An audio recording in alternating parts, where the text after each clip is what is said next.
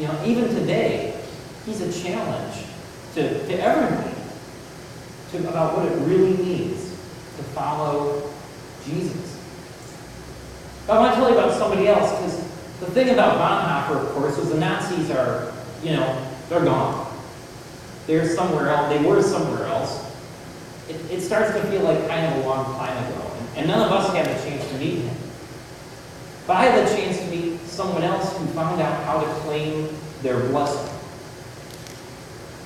This is a woman named Marilyn Holt. There should be a picture of her in there. She's a little old lady. Oh, no, you're right. She's a little old lady back there. Look to her. She calls herself a little old lady, so don't think. She's 88 and she's 5'0". So she's very comfortable being called a little old lady. She's over there in the corner. She's working in the church kitchen. She actually goes to Kate's church, or the church that Kate was at in Indianapolis. She's been going there for years, and she does all the church lady stuff. She bakes in the kitchen, and she helps out around, she sings in the choir, and she's a retired librarian. Well, it turns out that she has a story. Yeah, I knew that was going to happen. It turns out that she has a kind of an interesting story. See, in the 60s, during the civil rights movement, they had the Freedom Riders, people who would go down to the South and try to get black people registered to vote, just because it was what the law said.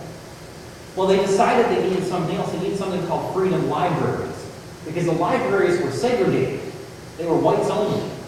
And I'll tell you, you didn't have to go just to Mississippi to find whites only signs, even though that's the way we like to tell the story now. She went down there to form a library, because they had the books. People sent books from all over the country, but they needed librarians there. So she volunteered a summer to go down into Mississippi and set up a library that was open to anyone. Of course, the books weren't as good, and she got more and more upset. So one day, she decided she was going to do something about it. She took 2 of the black kids who were in her library. She marched down to the public library, and she walked in the door with these 2 black kids with her. And there was a librarian sitting behind the desk, the way they do. He said, "Well, ma'am, you can't have these 2 kids in here." And Muriel, she knew this was coming, and she was surrounded by people who were getting arrested every day. So she knew, walking in the door, when you walk in the door, it means you're going to jail as a Yankee who's there to cause trouble in Mississippi. And as she was a little old lady then, but as a little middle-aged lady, she was ready to do this, to take it on for something that she knew to be right. And so she went up and she said, "Look," to the librarian, "you know as well as I do that God created these children just the same as you and I. And it's a sin to not let them in this library, because all they want to do is learn." And the librarian looked at her and said, "You're right. I do know that it's a sin not to let them in. But I have no husband. My husband died. I'm trying to raise 2 kids. So please just go." Marilyn sat there for a minute, and she left. Now, think about that night. That librarian went home and went to bed with her 2 kids. Marilyn went to the place she was staying and went to bed. Who do you think slept better? Who do you think had more peace? Who do you think was more blessed that night? I think that story of Marilyn kind of helped me with the story of Bonhoeffer, because he stood up there and he said, "There's no compromise, there's no turning back, there's no gray, it's black and white, and I have to do what I have to do." And he made that choice. But he didn't condemn all the people who made a different choice. All the people who weren't ready to embrace the blessing the way he was.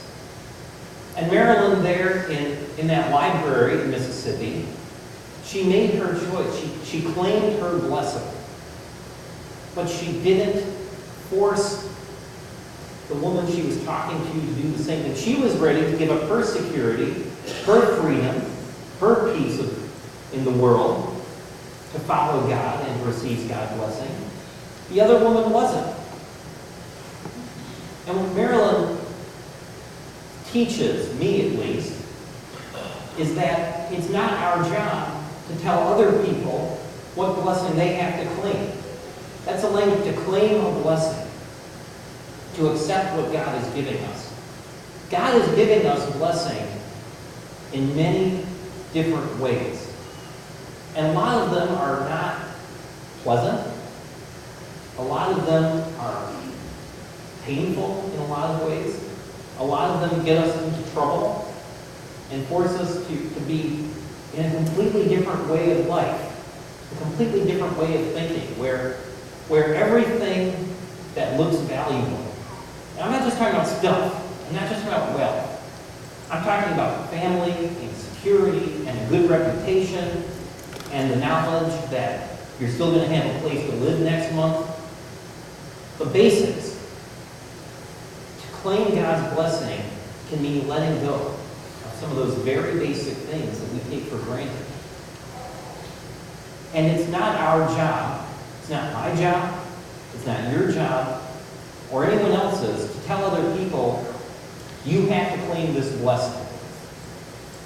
And yet, if you do, amazing things happen. You know, Bonhoeffer was killed in 1945 by the Nazis in a concentration camp.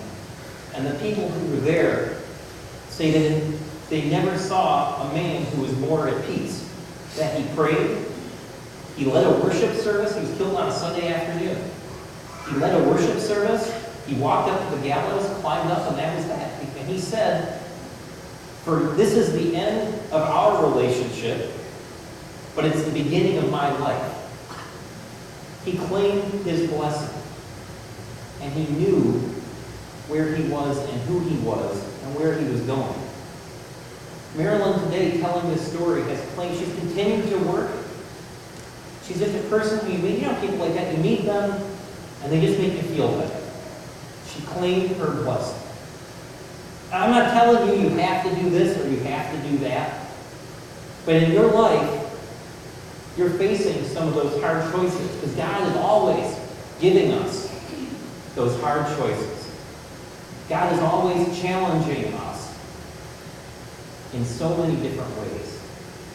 And so, as we move to the invitation, I invite you not to be obligated to do anything, but to claim your blessing. Not just today, not just the days this week, but all the days to come.